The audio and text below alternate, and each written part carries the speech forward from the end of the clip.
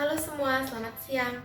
Perkenalkan, nama saya Karissa Brigita Halim dari kelas 12 MIPA 4 nomor absen 3. Pada kesempatan kali ini, saya akan menjelaskan mengenai pewarisan sifat berdasarkan hukum Mendel. Pada kesempatan kali ini, saya akan menjelaskan mengenai pewarisan sifat pada hukum Mendel. Di mana pertanyaannya yaitu, disilangkan tanaman ercis biji bulat, warna biji kuning homozigot untuk kedua sifat galur murni, dengan ercis biji kisut, warna biji hijau homozigot untuk kedua sifat juga galur murni. Pertanyaan yang pertama, yaitu diagram persilangan sampai tingkat F1. Pertama kita buat permisalan untuk biji bulat warna biji kuning itu misalkan dengan B besar, K besar, K besar. Sedangkan untuk ercis biji kisut warna biji hijau kita misalkan dengan B kecil, K kecil, K kecil. Untuk induknya yang pertama atau parental yang pertama, itu kita gunakan B besar, K besar, K besar yang artinya bulat kuning, disilangkan dengan B kecil, K kecil, K kecil yang artinya kisut hijau. Dan menghasilkan G yang pertama atau gamet yang pertama, yaitu B besar, K besar, B kecil, K kecil.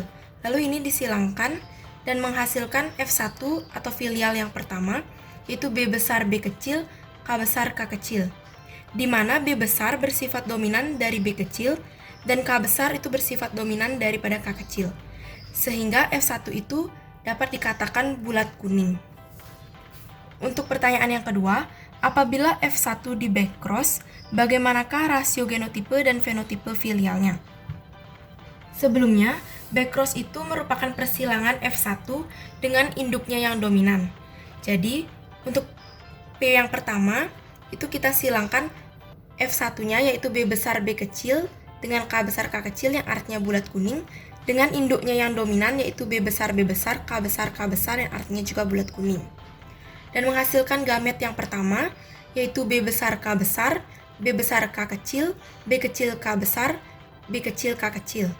Untuk yang ini menghasilkan gamet B besar K besar. Lalu untuk F1-nya kita menggunakan kotak seperti berikut. Lalu kita silangkan B besar K besar dengan B besar K besar, menghasilkan B besar K besar K besar. Lalu yang ini dengan ini menghasilkan B besar K besar K kecil, begitu juga dengan seterusnya.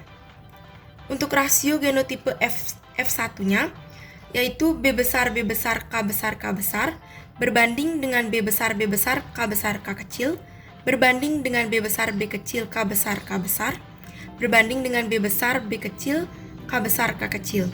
Dengan rasionya yaitu 1 banding 1 banding 1 banding 1. Sedangkan untuk rasio fenotipe F1-nya yaitu dapat dikatakan bulat kuning. Mengapa demikian? Karena B besar itu bersifat dominan dari B kecil dan K besar itu juga bersifat dominan daripada K kecil. Untuk pertanyaan selanjutnya, apabila F1 di tes cross, bagaimanakah rasio genotipe dan fenotipe filialnya? Sebelumnya, tes cross itu merupakan perkawinan F1 dengan induknya yang bersifat resesif.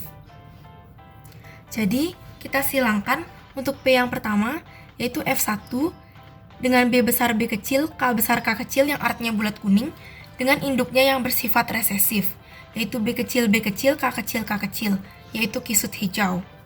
Sehingga menghasilkan gamet yang pertama, yaitu B besar K besar, B besar K kecil, B kecil K besar, B kecil K kecil. Untuk yang ini menghasilkan gamet B kecil K kecil. Lalu untuk F1-nya, kita juga sama menggunakan kotak seperti berikut. Kita silangkan yang B besar K besar dengan B kecil K kecil, sehingga menghasilkan B besar B kecil, K besar K kecil. Lalu ini menghasilkan B besar B kecil, K kecil, begitu juga dengan seterusnya.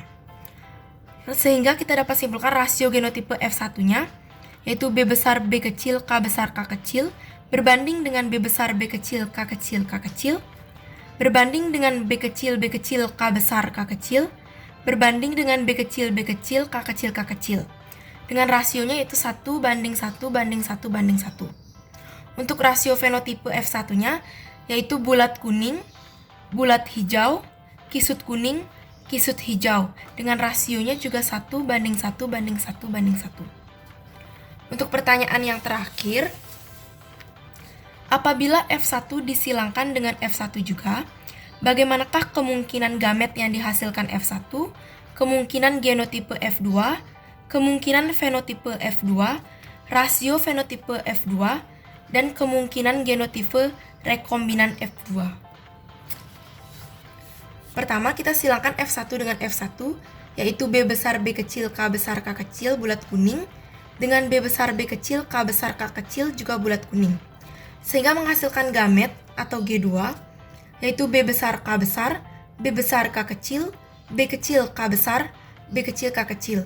Untuk yang ini juga sama, B besar K besar, B besar K kecil, B kecil K besar, B kecil K kecil. Untuk F2-nya atau filial yang kedua, kita juga menggunakan kotak seperti berikut agar lebih mudah. Kita silangkan yang ini dengan ini. B besar K besar dengan B besar K besar menghasilkan B besar K besar K besar. Lalu yang ini dengan ini menghasilkan ini menghasilkan ini.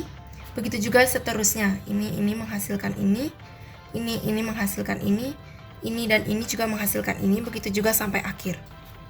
Untuk genotipe F2-nya, yaitu menghasilkan B besar K besar K besar berbanding B besar K besar K kecil, berbanding B besar B kecil K besar K besar, berbanding B besar B kecil K besar K kecil, berbanding B besar K kecil K kecil, berbanding B besar B kecil K kecil K kecil, berbanding B kecil K besar K besar, berbanding B kecil K besar K kecil, dan berbanding B kecil K kecil K kecil. Dengan rasio genotipe F2-nya yaitu 1 banding 2 banding 2 banding 4 banding 1 banding 2 banding 1 banding 2 banding 1.